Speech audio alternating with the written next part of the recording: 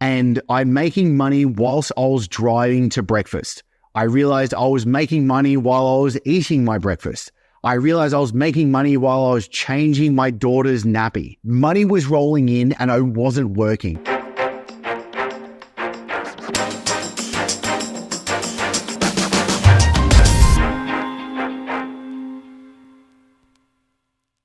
$7.95. That was it. But let me tell you, I felt like the richest man alive. Because if we flash back to the end of 2013, there I am sitting at my dinner table with the first sunlight coming up at Palm Jumeirah in Dubai. And I'm about to have one hell of a morning. Because if we rewind 7 months, I'm in Sydney, my wife's 6 months pregnant. What do I decide to do? I make the ballsy decision, maybe borderline crazy decision, to pack up and leave everything familiar and fly to Dubai to set up a new business. Now, it was just me and one acquaintance in my corner, all to start a completely new business and what was really going to be a new life for my soon-to-be family. As I just felt tick-tock, the clock was absolutely ticking and I had less than 12 weeks to land in Dubai and set up my new personal training business to be able to make it rain. And I felt like there was no pressure, right? That was certainly not the case. Because then I had to jet back to Sydney just in time for my wife, the real hero of this story, that gives birth to our beautiful first daughter. And the struggles we faced, the sweat, the tears, that's our story that's etched in our memories. Because as we fly to Dubai and I'm immediately start grinding back away, training clients from dawn till dusk, literally 6 days a week, I knew that I wanted more. I wanted to be able to have more money, but I really wanted more freedom, more impact. Because training clients in a gym face-to-face felt like I had golden handcuffs. They were well paid, but it really was a prison, nonetheless. And if I really cue to that early morning at the end of 2013, I'm at my dinner table hitting send on an email that could change everything. Before I sent it, my finger stopped. It was a panic, it was a fear, it was a hesitation before I could send that email to my measly small email list that was selling my first online program. And it was priced at a humble $7.95, and it was literally packed with everything that I knew about getting someone into incredible shape from my experience as a physique coach that had coached CEOs, politicians, actors, a UFC fighter, an Arab sheikhs, and even a world championship bikini model. And as Lauren was standing at the door waiting for me ever so patiently, as it was my one day off for the week and we're off to our favorite cafe to enjoy a little time together as a family. There on the car ride to the cafe, my phone started to make a sound that I actually never heard before. And it was this cha-ching, irresponsible, I know, maybe. I sneak a peek at my phone while driving and it was my PayPal app. And it was the first sale. And then there was another. And then there was another. And I'm making money whilst I was driving to breakfast. I realized I was making money while I was eating my breakfast. I realized I was making money while I was changing my daughter's nappy. Money was rolling in and I wasn't working. And I've closed 7-figure deals. And you know what really stands out to me was those first sales, that epiphany that when you finally get the ball rolling, there is nothing quite like it. But the real lesson I had to learn the hard way, was always chasing more money, more status, more trophies on the shelf. All of that is how the hell do we know when to stop and actually ask ourselves, what's enough? When I started my online fitness coaching business, $10,000 a month would have been my golden ticket. I thought that was the absolute dream. I hit that, and like clockwork, I set my sights on $100,000 a month because I saw others doing that. I was in business masterminds. I saw these other people in the industry doing those sorts of numbers. And a few years after my first online dollar in Dubai, I was in Canggu Beach. See, when I started my online fitness coaching business, I thought $10,000 a month would be my golden ticket, the absolute dream. But then when I hit that, just like clockwork, I set my sights onto $100,000 a month. A few years after that first sale in Dubai, I was on Canggu Beach in Bali. And then life had taken a turn. We had moved to Bali from Dubai. We're chasing dreams of world travel and giving my business, my online business, the leg room that it really needed. Bali wasn't just a postcard destination. It was a financial safety net to get this next chapter of our lives together.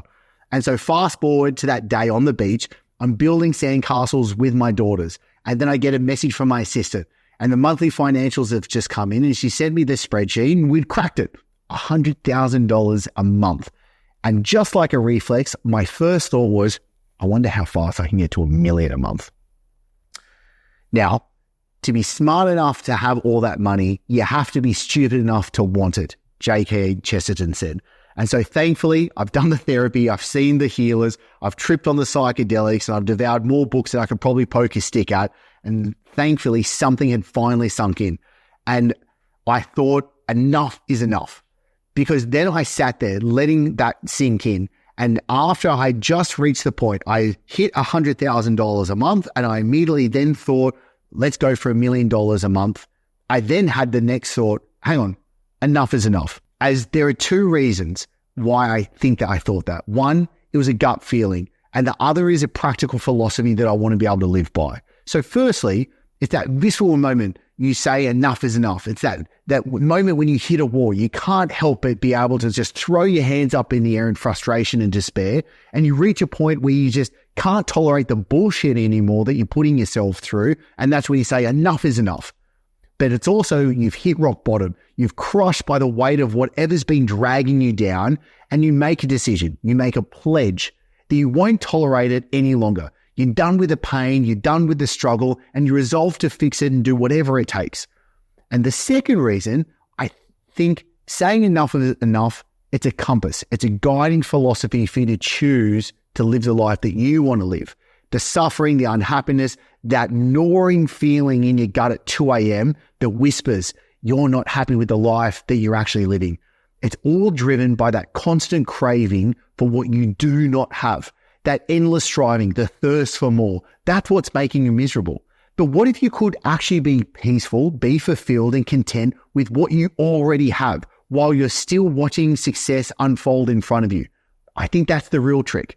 This is the insights that I was having. This is why I wanted to share this with you right now. Because don't get me wrong, I'm not saying that we should all just sit on our hands and accept whatever life tosses our way. Far from it. I know it's about, well, for me, it's about knowing what's in your control and then what's not, and then going all in on the former. So when it comes to achieving anything, I think of the process, objective, strategy, and then tactics. So for me, I know this might sound weird, but this is just the way I go by these days. I don't want to be happy. Happiness is not directly what I'm actually trying to achieve. Freedom, equanimity, peace, these are the feelings I feel like are more what I'm actually really trying to point at. But if I had to have one word, for me, in my chapter of my life right now, I want freedom. And the way that I think about it is all we really want is freedom, don't we? But why is this so elusive? If you are so smart, if you are so good, why are you not living the life that you want to? That was the question I was asking myself. And I believe that true freedom is downstream from financial freedom. And I know some people might not like me saying that, but that's just my belief right now. Because it's not about stacking cash for just the heck of it. It's about using that dough to actually grow into your best self, to give you the resources to be able to then actually spread the love. It's been on both ends of this spectrum. I've been dead broke, crashing on sofas, heart racing over bills. I've been there. But now being financially independent, and let me tell you, the difference is absolutely night and day. More freedom equals more chances for you to actually give back. I think that's why we're really here at the end of the day. But this is where I went wrong for so much of my 20s and my 30s.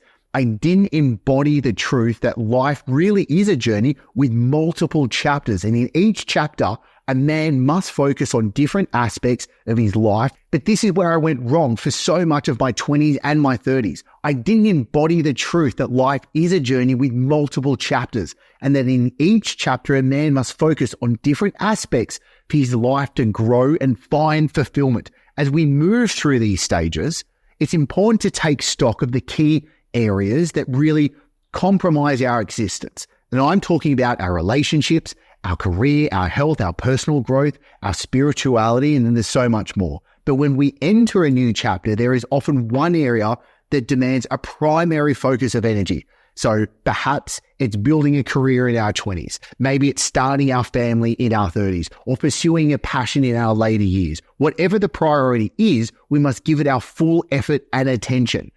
And so, or you could be, a complete nut job and just do like everything in your 20s, like what I did when it came to multiple moves around the world, starting a family, building multiple businesses. But anyway, that's it for another episode. Yet the way that I think about it is when we have a central goal, we can't neglect the other vital parts of our life.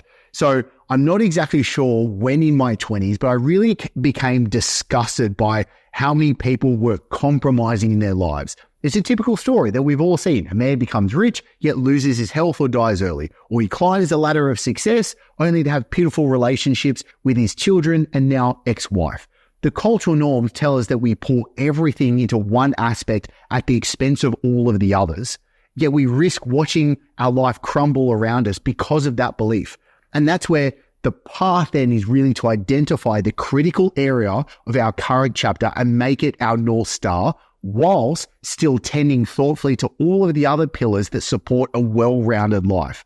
And we must find that harmony that we can sense of the proportion of what it is that we're really driving to pursue or what our driving ambition is. Because for me, finding contentment is a revolutionary act. It's about being okay with what you've got and not always chasing what you don't. Enough isn't a universal measure. And I think this is where so many people go wrong. This is where I went wrong. It's a deeply personable. It's not about capping your dreams, but it's about valuing what's already actually in your grasp. And so it might sound dark, but the practice that brings it all into perspective for me is to picture myself on my deathbed. And I ask myself, what's really going to matter? And I bet it won't be my bank balance or how many cars I had. And it'll be more about the depth of the relationships, the peace within myself, the simple joys I found along the way. As this isn't going to just be a feel-good talk. It's about really cutting through the veil of delusion that we can so easily get caught up in. And it's about finding worth in our presence, not because it's perfect, but because it's ours. But again, don't get me wrong. There is nuance here. I'm not slamming the door on ambition. Ambition can be used as the rocket fuel propelling us to achieve amazing things. However, and it is a big but and however, it's got to be the right kind of ambition, because success isn't just about ticking off a box or nailing that outcome that you've been chasing. It's deeper than that. It's about the intention fueling your actions, the motivation that gets you out of your bed when it's dark and cold, the part of you that keeps pushing when no one else is actually watching. We're talking about goals that don't just glimmer from a distance, but that resonate inside of your bones, the goals that speak to who you really are and what you truly value. The kind of ambition that feeds your soul, not just your ego. It's the difference between chasing empty trophies to living a life that is actually purposeful.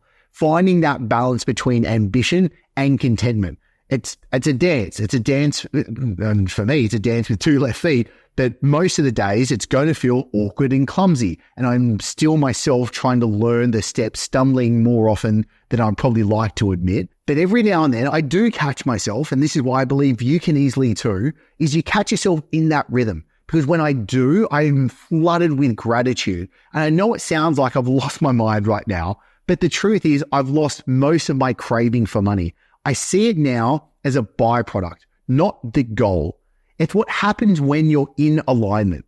It's what happens when you're actually offering consistent value to the world. Because the real currency, the currency that I'm wanting to be able to get, is peace. Knowing that when the noise fades out, that when you're alone with your own thoughts, you can sit there silently and feel whole. Because the problem is, because your mind will fight you. It'll craft every excuse under the sun. It'll whisper to you why you shouldn't go deeper, why you should settle, why you should give up before you even start. And I'll tell you to follow the script. So for me, it was giving myself the space, the stillness, the solitude to hear that quiet, truest voice that's inside, the one that knows what the best next step is, even when you don't want to actually listen to it. So you keep asking yourself, I keep asking myself, are my goals really mine? Do they reflect what I want, what I believe in, and what I stand for? Or am I just running on autopilot, chasing a mirage society's actually sold to me? Because the truth is, the only ambition worth having is the one that feels like home. The one that even when everything else falls apart, that still makes you feel like you're exactly where you're meant to be.